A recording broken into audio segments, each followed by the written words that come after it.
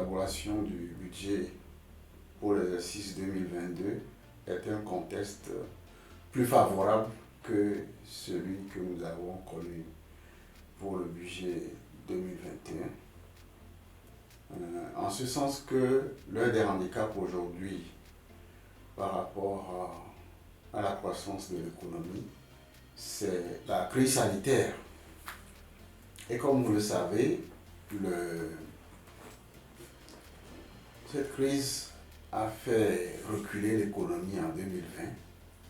En 2021, nous avons connu une légère reprise au début de l'année qui s'est améliorée vers la fin de l'année. Et cette amélioration se poursuit en 2022, ce qui fait que nous aurons une création de richesse plus importante en 2022. La conséquence de cela, c'est qu'il y a plus d'opportunités de mobilisation de ressources pour faire face aux dépenses prioritaires de l'État. La deuxième chose, c'est que depuis l'année dernière, enfin depuis 2021, les ressources sont allouées en fonction des priorités de la feuille de route du gouvernement. Vous n'êtes pas sans savoir que le gouvernement a adopté une feuille de route sur 5 ans, 2020-2025, pour pouvoir mieux ajuster les orientations du PND, puisque le PND reste la base, reste le socle de la stratégie gouvernementale, mais la feuille de route donne plus d'ajustement, de précision par rapport aux projets prioritaires et aux réformes. Et donc, les ressources sont allouées en fonction des axes de cette feuille de route-là. Et vous savez qu'il y a 3 axes. Le premier, c'est l'amélioration de l'inclusion. Et quand on parle de l'inclusion, on pense d'abord aux secteurs sociaux, c'est-à-dire l'éducation, la santé, mais cet axe comporte aussi la consolidation de la paix. Et ce qui veut dire que les questions sécuritaires sont mises en exergue à ce niveau. Et vous savez que notre sous-région est encline à, comment on appelle, aux menaces djihadistes. Donc, sur l'axe 1 de la feuille de route, nous avons priorité sur la sécurité d'abord du pays, parce que si notre pays n'existe pas, on ne peut rien faire.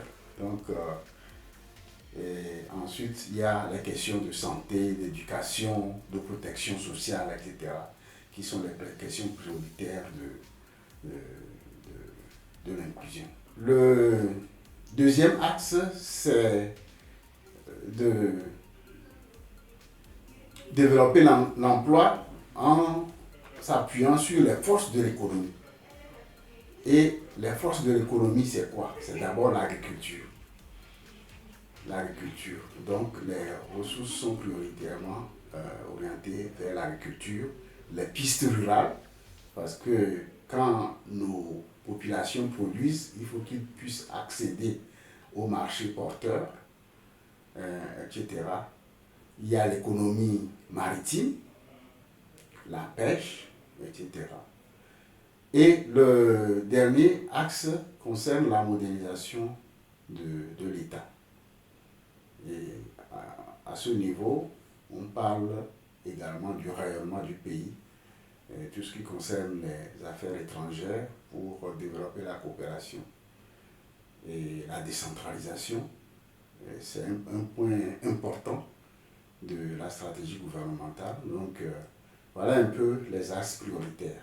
En tout cas, on doit retenir que les ressources sont allouées en fonction des 3 axes de la feuille de route 2020-2025. Les ressources consacrées au secteur social pour 2022, c'est autour de 46%. C'est plus que l'année dernière, enfin, c'est plus que 2021 en tout cas. Je crois qu'en 2021, ça devait être autour de 43%. Le projet de budget a été adopté en Conseil des ministres, mais après, il y a eu des événements importants qui ont nécessité que des modifications interviennent. Il y a deux éléments essentiels. D'abord, après l'adoption du projet en Conseil des ministres, il y a eu une signature de convention avec des partenaires et pour des projets importants qui ont fait que nous avons dû faire des modifications pour intégrer les montants de ces conventions. Je ne me souviens pas exactement du montant de ces conventions qui sont essentiellement destinés au ministère de la Santé et de la planification, je crois. Et le deuxième élément, c'est le bouclage de l'opération de privatisation de la BTCI. Ce bouclage est même intervenu au moment où nous étions en discussion en plénière. Alors, ce qui fait que nous étions également obligés, nous avons jugé bien d'intégrer également le montant de la ressource qui provient de la vente de 90% des parts de l'État dans la BTCI qui faisait, je crois, 6 milliards 435 millions. Donc voilà les éléments qui ont fait que le budget est passé de 1760 milliards à 1779 milliards. Ces deux lois font partie des réformes importantes que le gouvernement a engagées ces dernières années, notamment à partir de l'adoption de la feuille de route. Parce que, comme vous le savez, depuis l'adoption du PND, il a été mis en exergue le rôle que le secteur privé doit jouer dans le financement des actions de développement. Le PND prévoyait d'ailleurs plus de 60%, je crois 65% du financement par le secteur privé. Alors, il faut créer les conditions pour que le secteur privé puisse apporter sa contribution, et surtout le secteur privé national. Alors, donc, la réforme du Code des marchés publics et le test sur les partenariats publics-privés avaient pour objectif principal d'améliorer le climat des affaires, mais aussi de préciser les conditions dans lesquelles les marchés publics sont passés,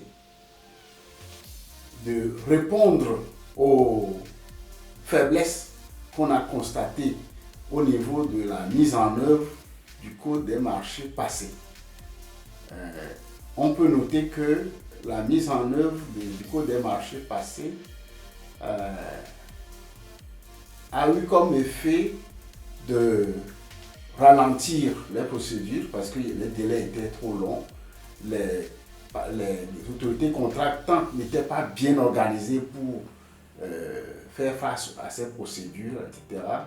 Ainsi, les crédits d'investissement n'étaient pas consommés comme on l'aurait voulu, puisque c'est l'investissement qui crée la richesse et qui crée la croissance.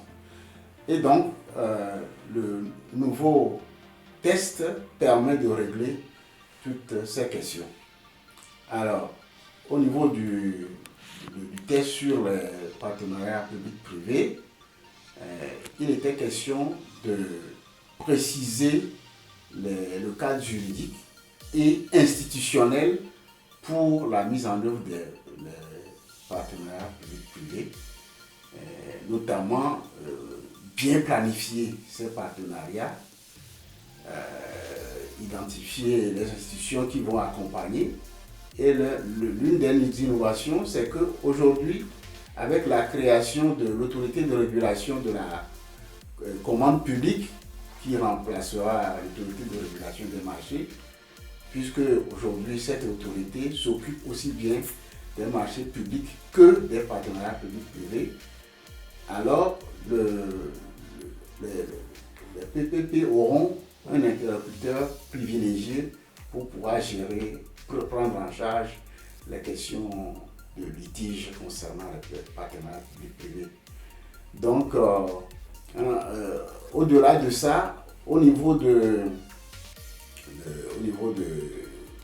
marchés publics, il faut noter aussi que des précisions sont données dans le test pour que l'organisation institutionnelle auprès des autorités contractantes, c'est-à-dire les ministères et les institutions, enfin, paraît plus efficace avec la création d'une cellule chargée des marchés. Et toutes ces structures-là sont les mêmes pour les marchés publics que pour les contrats de partenariat public-privé.